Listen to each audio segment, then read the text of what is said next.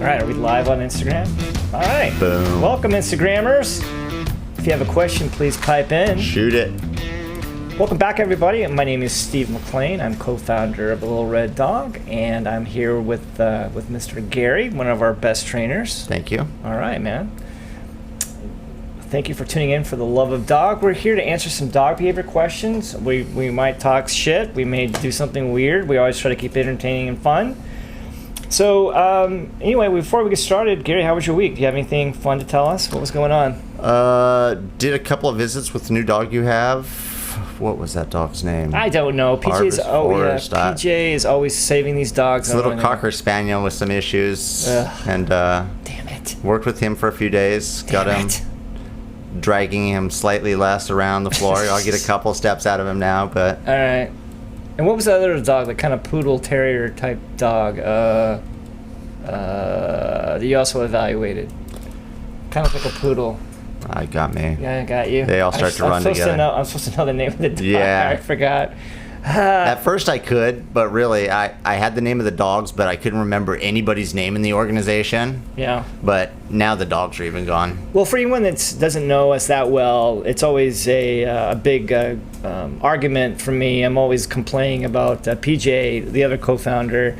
Her job, her main job, and it's a good job, is to decide what dogs we rescue. But she rescues way too many dogs, and I'm always stressed because we don't have enough money. Come on, you've been sending out more dogs than you've been taking in for the past 2 months. Yeah, but I mean, there's supposed to be this protocol in place when we rescue a dog. We have to have this much money in the bank. We have to have a foster. Doesn't ever happen. She doesn't pay. Like the rules for unlocking for COVID. Certain things have to be in place. Yes, and PJ just doesn't play by the rules. I've said it a dozen times. You rescue from the brain, and she rescues from the heart. Oh, that's sweet. That's sweet. That's on tape now. Yeah. She heard it for the first time. All right, I guess enough BS for right now. We'll kind of dive into the questions. Any live questions? Okay, if there's not, nope, that's okay. Okay, we're going to jump right to the question. Instagram. This actually comes from one of our own senior team members. The question is, Gary, from Melinda Ringer. Wait, Melinda, thank you for the question. Melinda Ringer writes the question, why do some dogs like to lick their owners and some don't? And why do they lick? It's a great question. It's one of my favorite questions because actually there's a lot of different theories. There's a lot of theories on that. Yeah, I guess I choose to listen to the more romantic. Yeah. And what I feel like dogs do. But why don't you go ahead and dive in and answer Miss Melinda's question? It's a personality thing first. Some dogs are that kind of that kind of affection, and you'll see that they'll go to other dogs and they'll lick their face or lick their ears or their mouth. Again, like you said, there's a lot of different theories. One is preening, that dogs are cleaning people within their pack, and the other end of the scale is that they like the salt on your skin. Yeah. So my dad chooses to believe that one. Yeah, that's the more scientific side of it. You take all the emotion out of it. Right. But yeah, why? Nobody really knows. I mean, it's all of us trying to put what we think it is. And dogs have a lot of. They smell through their mouth. They have a lot of taste bud receptors. They do. So that dog can taste everywhere you've been. That dog, they can probably taste. Good thing I haven't been cheating. Yeah, your dog will tell on you, especially if she has a dog. That would be Dad, a blow. What have you done? Yeah. I mean, the most common reason. Well, there was a new study a year ago that actually, when dogs do lick humans, especially the ones that they bond with, and endorphins. Respect most. Yeah, endorphins are released. It makes the dog feel good. So I guess I kind of like that theory because I want the dog to feel good. It makes us feel good. Tank almost always licks me, at night in the morning religiously. Very rare will Tank lick PJ. Yeah. But the opposite of the other two. The two Chihuahuas adore it's PJ. Like anything, though. It's hard to say what is environment versus, nurture. Totally. Tank, at some point made a connection that he likes this, I like this, we're sharing a moment. He may not feel that with them. So it's there's no way to tell what's going on inside a dog's head. Right. So, they have a lot of theories as to why they do it, but we aren't really sure. No. One thing that I do see a lot of, and people ask this question a lot, is why do dogs lick another dog's like mouth. Yeah. And that's definitely. Oh yeah. The dogs remember that when they were puppies, when their moms would feed them, right? Yep. So you can maybe talk about that a little bit too. No, I had it the other day. I was doling out a couple of treats to 2 different dogs, and every time the first dog would get done, it would go to the second dog's mouth and try to lick around its mouth and try to get it. Right. So, it's not for them. It's not ABC food, already been chewed food. Right. It's just available food to them. So, yeah, and again, their sense of smell is telling them, I know exactly, I just tasted this, I can smell it coming out of your mouth. There's probably going to be a whole treat in there waiting for me if I can lick it out of there. Right.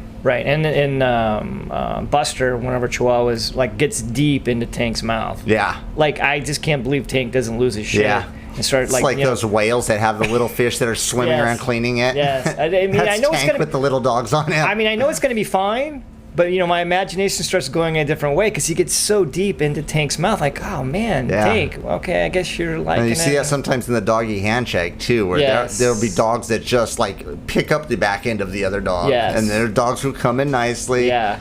Part of its personality, part of its comfort level. I think the scientific study, if they can get it down to looking at endorphins and stuff, the neurotransmitters that they're receiving, then they'll really get a good idea as to why. Right. But again, what's the chicken versus the egg?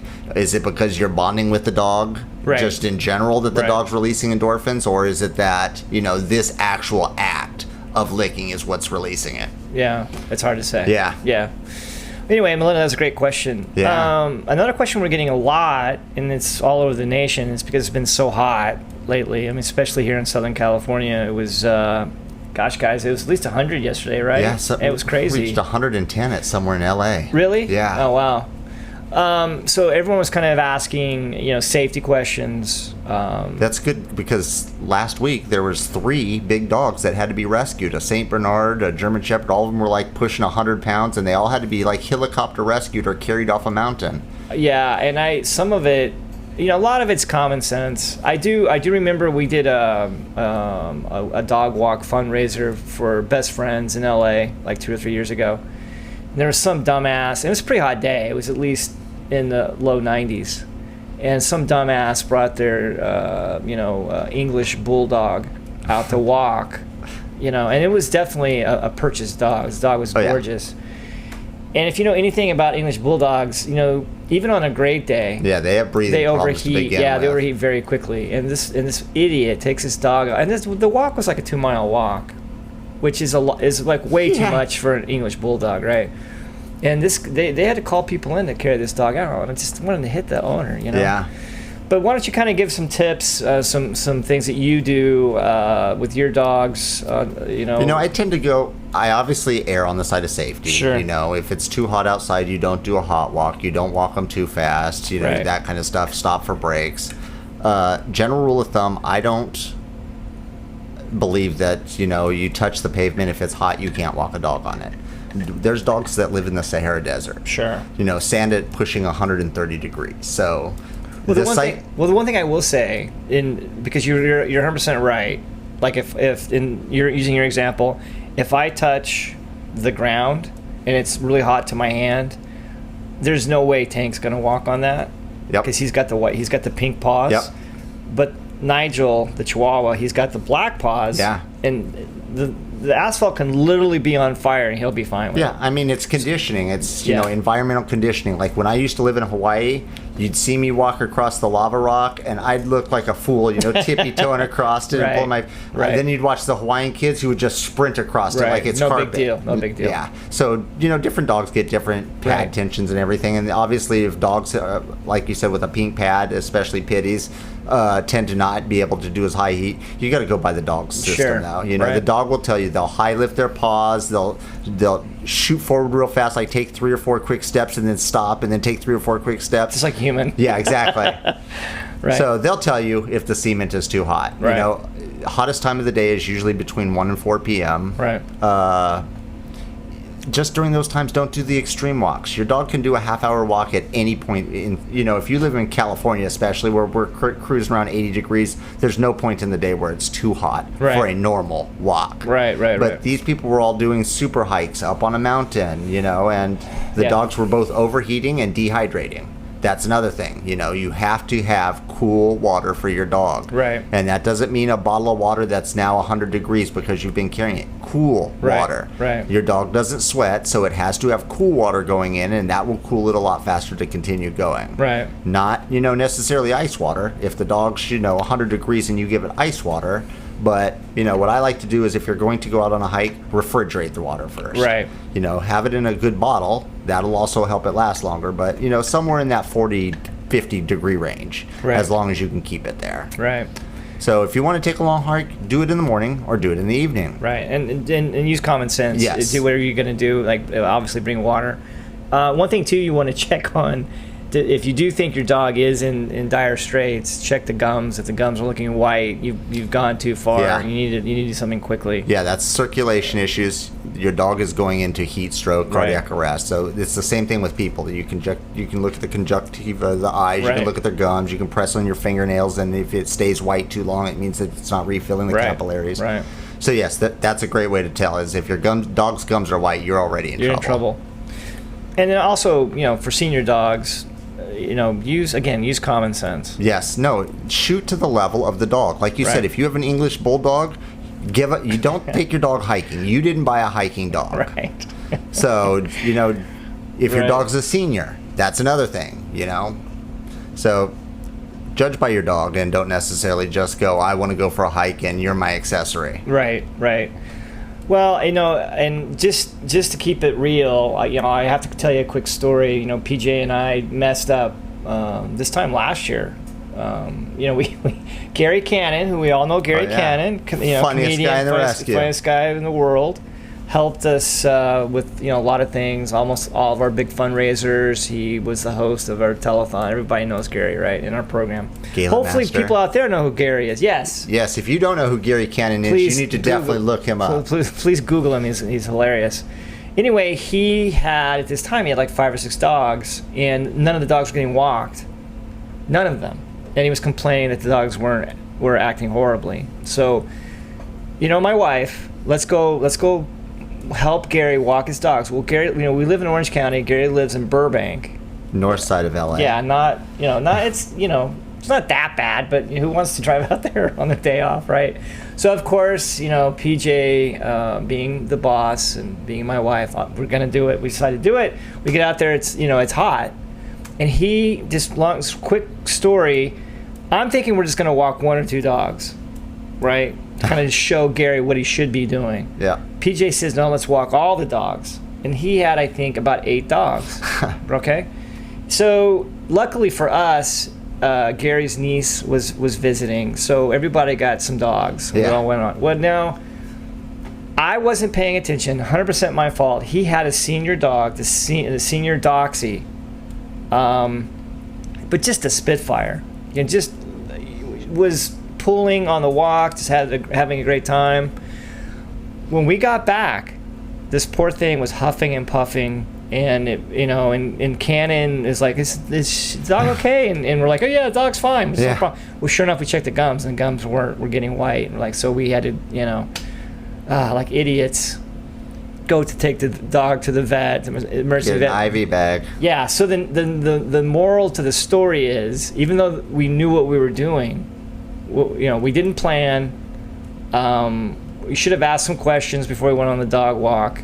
Luckily, the dog was fine. Yeah, and when the number of dogs adds to the number of problems. I mean, to check health conditions on all 8 dogs before the walk, make sure everyone's hydrated, all that. Right. But every time I see Cannon, he brings up that story. Yeah. And I had to, and the vet tech, who was like 12 years old, is chewing my ass out. And rightfully so, chewing my ass out for taking this dog, on this walk. Yeah, you're right. What can I do? Anyway, the point of the story is, I'm supposed to know what I'm doing, and I still messed up. Oh, yeah. But, whatever. We're people. We are people. Well, we try really hard to be people. Almost. We're people-like. We're people-ish. Okay, next question. I kind of like this question because it's so off the wall. Tina, not to be confused with Tuna, I guess, but Tina writes the question, I want to train my dog to fetch my medicine. What's the best way? Wow. Again, she asks the question, I want to train my dog to fetch my medicine. What is the best way? I'm not really sure this is a dog behavior question, But I thought it was kind of interesting, and this is the reason why. This reason why I wanted to ask the question. We tend to focus on, well, not we tend to. We try to focus on dog behavior. This question technically isn't a dog behavior question. It's more of a trick. Yeah. More of a trained response. Yeah. A task. So, task. And so, anyway, why don't you're really good actually at teaching a dog to do just about any kind of trick. But I do want you to explain to the audience the difference between a task and what we try to do is good dog behavior. Yeah. What we do is we tap into things that dogs want to normally do. We look at how they act in the wild, the pack mentality, and we try to use that behavior to get them to be the best versions that they could be inside the pack. Right. You know, when you start teaching them to do, the task is an ADA term, the American Disability Act term, and a assistant dog has to know tasks to be qualifying as an assistance dog. Right. So when you start teaching them tasks, you know, you're now asking them to do people duties. So you need to kind of break that down into small tasks, and then once they learn that, expand it. Right. So yes, you can teach a dog to do anything, but you need to break it down into steps. Like I taught my dog to ride a skateboard. Start with the first step, wheels locked, just put your fronts on it, and then broke it down from there. Now you're on it, now you're rolling and all that. So to get the dog to get the medicine, you have to first think about the safety of it. Make sure that your medicine is not something that your dog is going to inadvertently poison itself on. Right, like it's a Twinkie inside the bottle. Exactly. Yeah. So you are asking your dog to fetch poison for it. So right. But we'll say the pills are sealed in a bottle, everything's cool. If your dog is of size that it can pick up a bottle, that's going to make it a lot easier. Otherwise, you have to give accommodations to it. Like for a dog to pull a door open, it's hard for a lot of dogs to grab onto a knob. So you'll put a tie. You'll put a tie to it. The dog will grab the tie and pull that right open. Right. So having the medicines, you know, if it's a big dog, you can even put them up on the counter so that the dog knows, okay, come up and get it. Right. First step is just getting the dog up on the counter next to the medications. Right. Reward the dog. Get them to do it regularly. Next step is to get the dog to come up and touch the medications with his nose. And just to make it clear, when you're breaking this down, what Gary's saying, reward the dog, you want to use something like bacon, a super high reward. Treat. Yeah, like maybe you had pizza the night before, something that smells awesome, something that tastes awesome, something you know for sure the dog is going to love. Yeah. And then also break it down to a very small morsel. Right. Because if you give the dog too much, the dog is now broke concentration on what I was doing to go focus on his food. To focus on the food. So good tip. So give it something really That's a pro tip. Yeah. So also soft. If it's something softer, they also don't focus on it as long as they don't chew it up and everything. So next step is get the dog to touch it, then get the dog to mouth it, get the dog, you know, this is going to take a series of steps over a matter of time to do. But yeah, it's not hard to do. And then eventually once the dog will pick it up, have them, you know, stick your hand underneath of it, tell them give, the dog drops it, gets the reward. Yeah. And then you start moving away from it. Yeah. So you will want to, you know, if it's one medication, obviously that'll be easier. You can't tell the dog, go get my high blood pressure medicine. Right. If you want to teach that, you're going to have to really get into more advanced things. Those things are going to have do different smells. You're going to have some way, some key for the dog to differentiate between what you want them to get. And a lot of this, too, depends on the breed of the dog. Oh, yeah. You know, I mean, you're not going to get a Chihuahua. You start with a Border Collie or something super smart. You got a chance. Yeah, you have a chance. Yeah. Yeah, and I think people don't understand, too, that most dogs were bred to do specific things for humans. You know, like, you know, labs conditioned to like hear a gunshot, then they're looking for something that may have fallen. Yep, look for they movement. Need to go chase, right? Just that they were bred for that. It's a little like, I'm glad that you specified the difference between that and something that the human needs, which is a little different. Yeah. Right. Yeah, you're asking a dog to come out of its normal thinking pattern. And it's more like a trick. It is. It's totally a trick. It's totally a trick. But anyway, I think it's probably a really awesome place to take a break. And when we come back, we're going to have some more stuff to talk about. Okay, I'll teach you a trick while we're gone. I love new tricks. I can do it.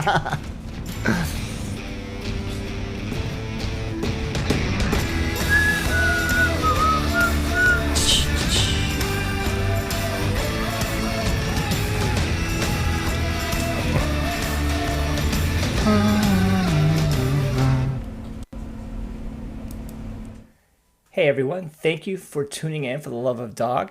Totally good news. New Road is back with their food. However, it's only treats. That's okay. We love the treats. You saw Gary try them months ago. Either way, doesn't matter. They're great. They're terrific. Treats only. The promo code is RedDog15, all caps. Type that in when you're ordering. You get a discount, plus we get a little bit of a donation. We love it. Please check it out. New Road. Thanks, everybody.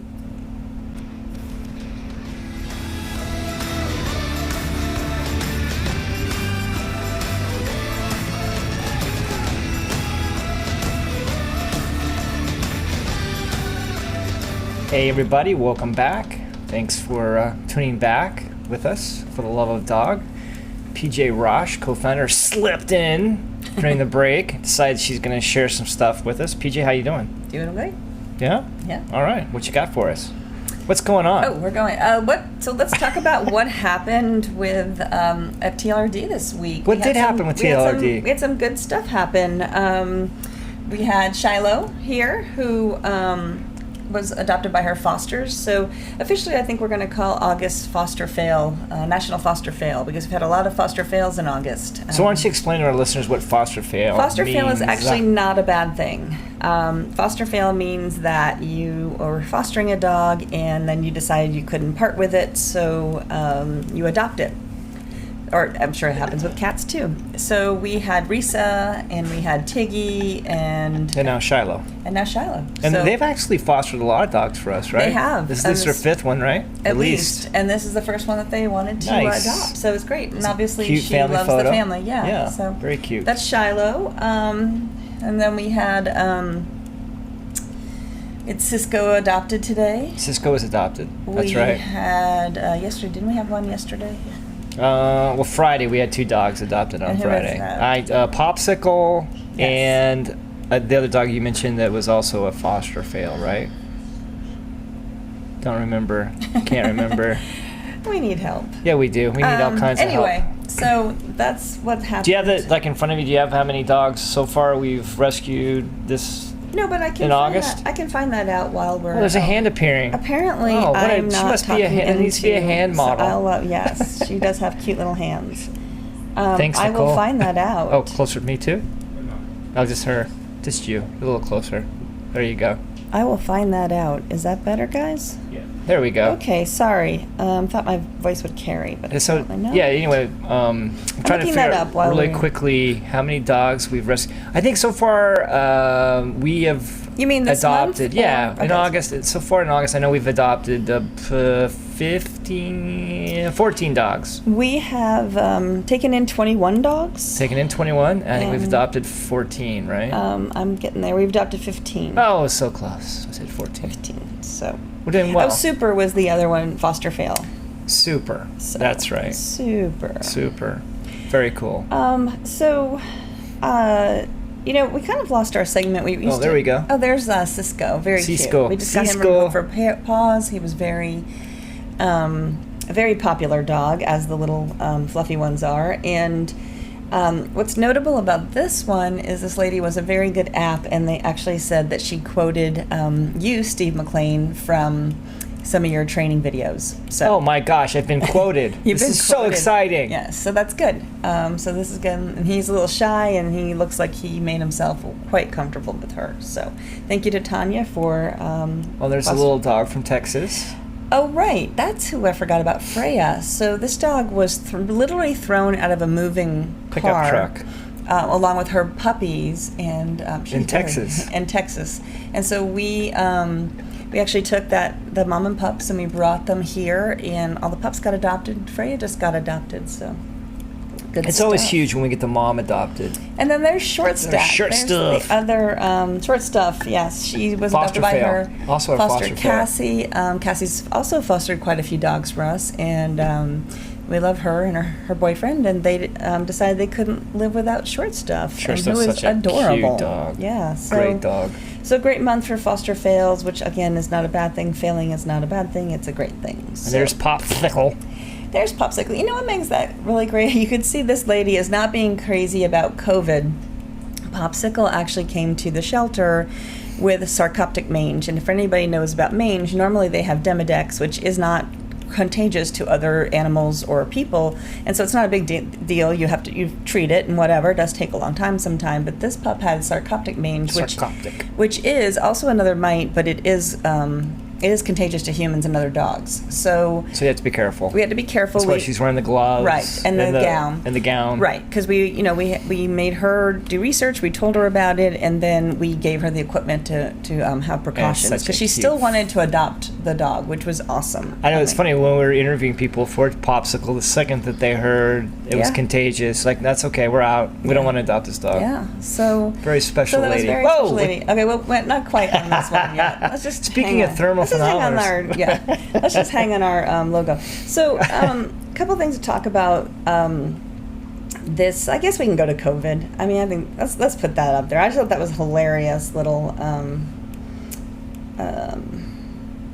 graphic. But so what do you want to talk about? So, we heard, I think it was last month. I know, it is hilarious, it's so right? Cute. Okay, yeah. So last month we heard that the first dog, in the U.S. at least, definitely tested positive for COVID-19, and he died, and of course that kind of freaked people out. And things to note, about German Shepherd Buddy, who did test positive and passed. He did not pass necessarily from the coronavirus. He did have lymphoma, so like people, cancer, he had a pre-existing condition, right. So that likely contributed to his passing, which of course was really sad.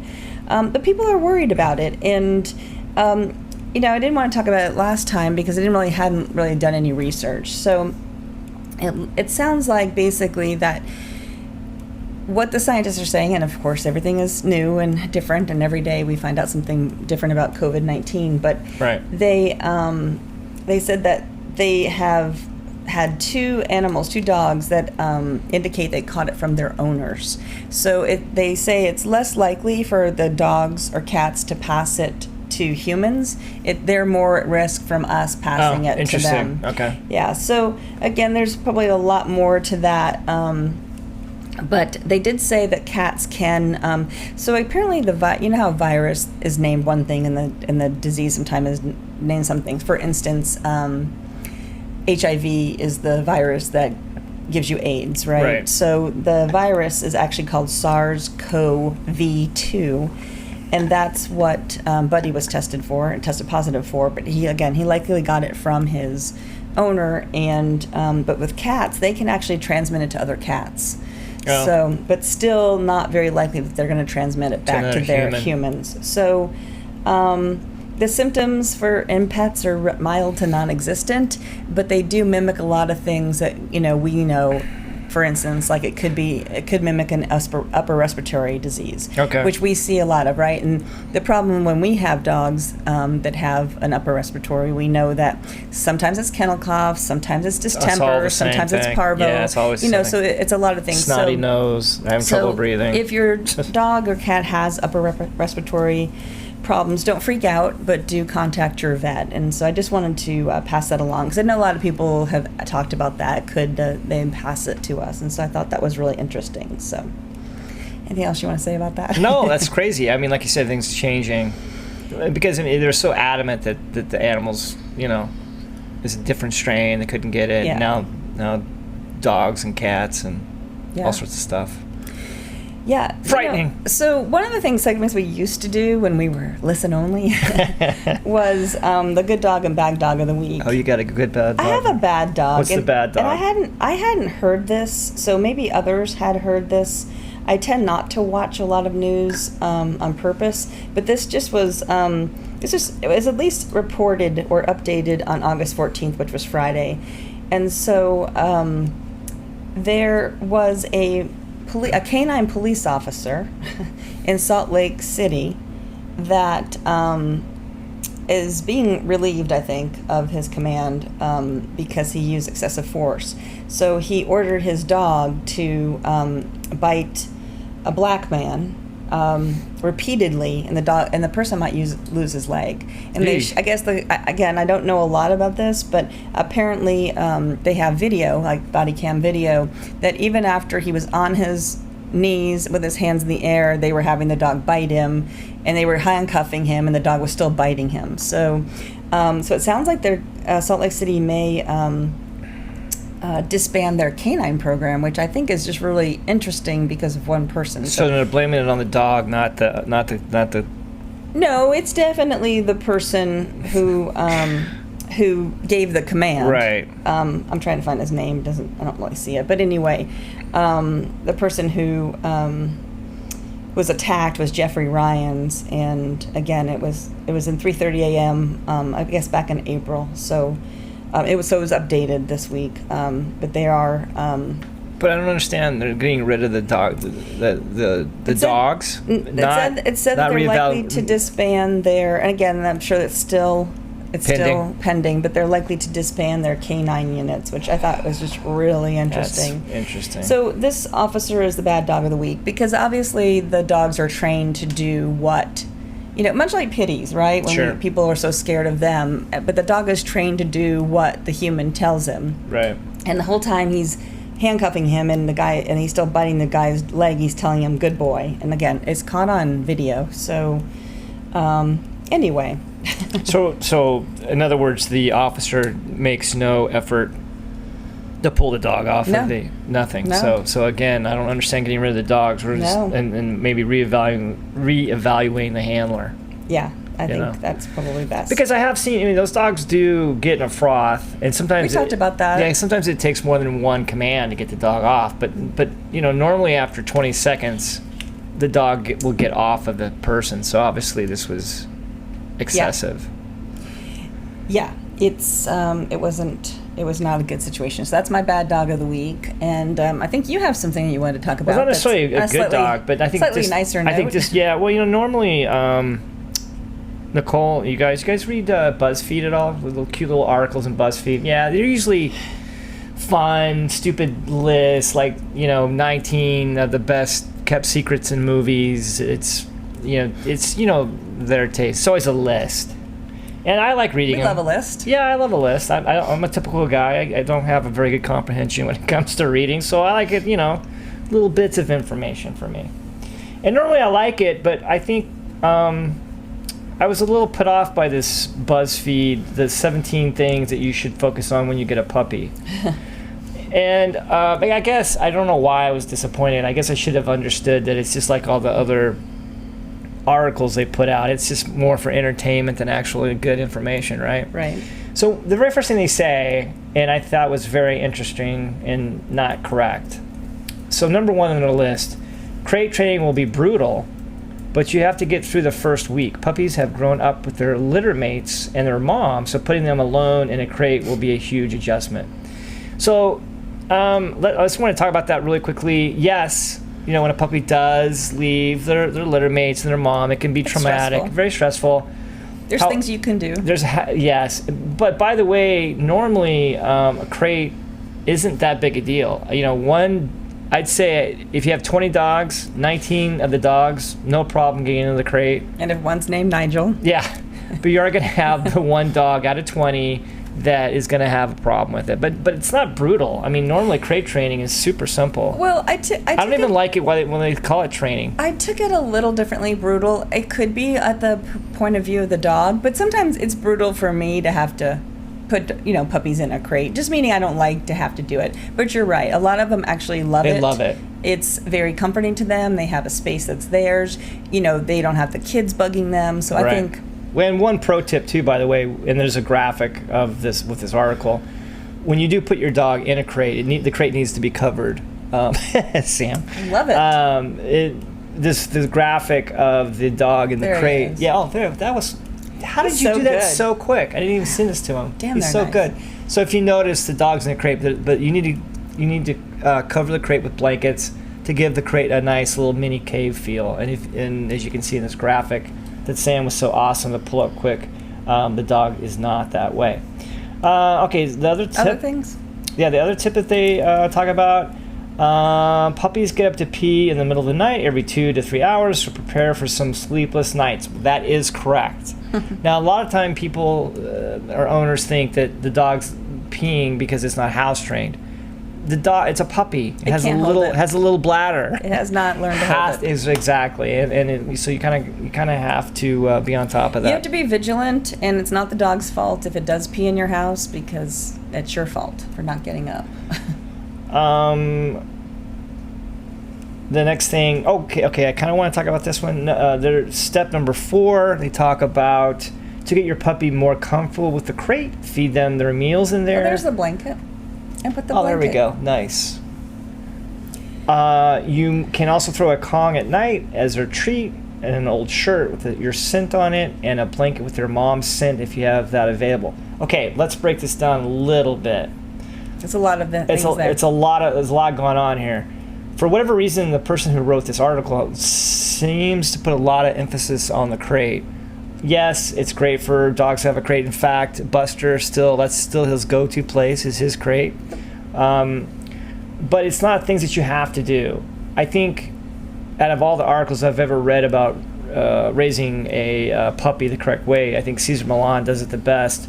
Cesar Millan's pro tips has really nothing to do with crates. It's more about setting up an area for your puppy. So have one area where it's gonna, go to the bathroom. Exactly opposite from that, you put the food there, et cetera, et cetera. So for whatever reason, this person's really putting a lot of emphasis on the crate. I think so. From my perspective, a crate, especially for a puppy, is a great tool because it does help them learn that's their safe spot. It does help them get potty trained a little faster because they don't typically like to go to the bathroom in the same place they sleep, so they will start to hold it. I mean, they can only do so much as a puppy. So I do think having a crate is a great tool. So I think, especially if somebody is not that dog savvy, I think a crate is a really good thing because it gives that puppy something. Sometimes they let the kids carry it around, for 10 hours, and the puppy needs a break. So I think that it's good for the humans and the dog to have a crate. So I understand what you're saying. I think crate. You definitely need a crate, but it's not the number one, thing to worry about. And we talked about, I'm sorry to interrupt you. We talked about, we didn't really say what it was. We talked about that, when you bring a puppy home, when you adopt from us, we will give you either a toy or a blanket or a piece of a blanket that smells like his litter mates to kind of help with that first couple of nights. But, typically if you're wearing them out, you're walking them, you're playing with them, and they're part of your pack, they're going to get over that missing their It's usually litter 48 mates. hours. Yeah, usually 48 hours. That part's over with. It's not that big a deal. It's not huge. Yeah. Sometimes it's less than that. Yeah. So I'm going to skip all the way down to number 10 because that is always a big pet peeve of mine. Number 10 says there are several types of collars, harnesses, and leashes. Oh, yeah. Do your research on what's good for your pup. Well, let me help you out on that one. You never need a harness in case you have an English bulldog or French you have bulldog. or any type of bulldog, or you have a dog that has previously had a trachea problem. Otherwise, stay the hell away from harnesses. Stay the hell away from harnesses. As well as retractable leashes. Stay the hell away from those. You either want to get a martingale or something that fits tightly around the back of their ears. This is how dogs communicate. Gary and I have talked ad nauseum about why dogs react well with the proper equipment, but do not get a harness. Do not get a retractable leash. Yeah, and I'll just add that it's fitting your dog with the equipment is important, and with any collar, you want to have you get 2 fingers underneath their collar because you don't want it too loose, you don't want it too tight, and that is the proper way to do it. It just works, and I would say no more than 3 fingers because otherwise it's too loose. So, anything else on that? No, I think that's probably pretty good. This list was kind of fun. I admit it was kind of a fun thing, but there's a lot of misinformation in here. One thing they do say that's pretty good is it talks about how long the puppy lasts, about 8 months, and this is when they absorb the most information. Train them consistently every single day. Absolutely right, but that's not just for puppies. That's for for the whole dog's life. You need to exercise your dog. You need to give the dog tasks in order to keep a dog balanced, healthy, and wise. Isn't that right, PJ? Yes, it is. All right, that's our sign. Hey, we're going off on another good note. We're wrapping it up. Okay. Wrapping it up on a happy note. It's all good. So hopefully you enjoyed these tips. Hopefully you did. And we're having a good August. You can always email us at info@littlereddog, or you can DM us on Instagram. And thanks for listening. Thanks for listening, and please subscribe. For the love of dog. Thank you, PJ.